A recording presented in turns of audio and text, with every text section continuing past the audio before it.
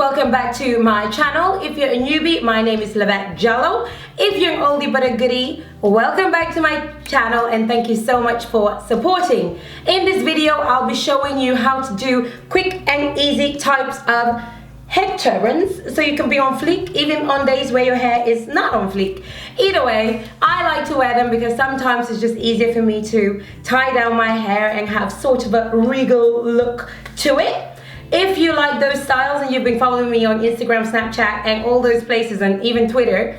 you will notice I tend to wear these quite often and you might want to try them out yourself. So let's get straight into the video and I'll see you guys very soon. Also, don't forget to subscribe because I will love you forever if you do. Mwah!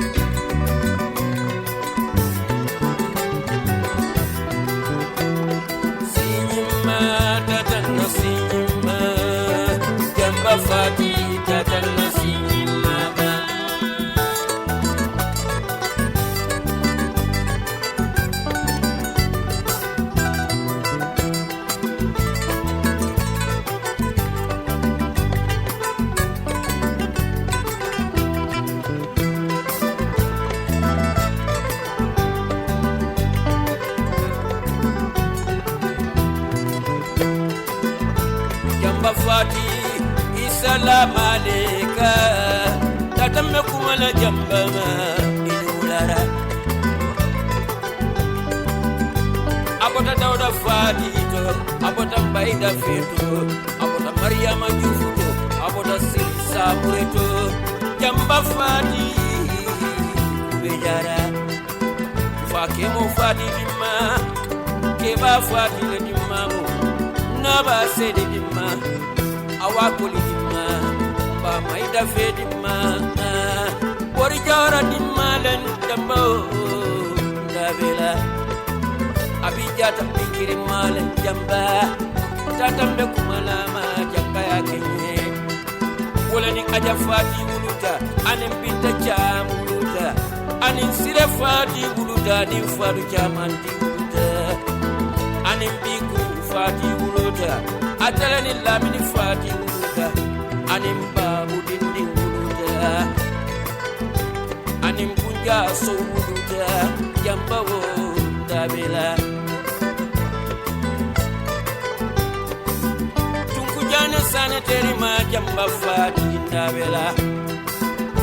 ami ture terima mundau aracham teri umi kujabi terima Juf terima, fatu sise koliteri, swabo janteri, de Maria Majeba teri, siremane terima,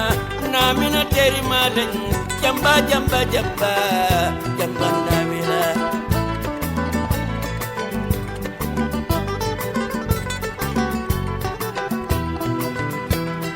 sinima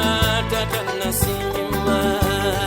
jamba fati tatana sinima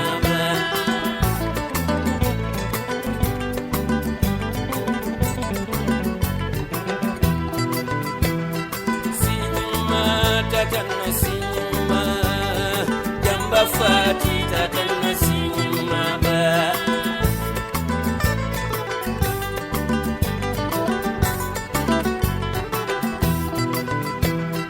sinima teola sinima jamba fati tatana sinima ba jamba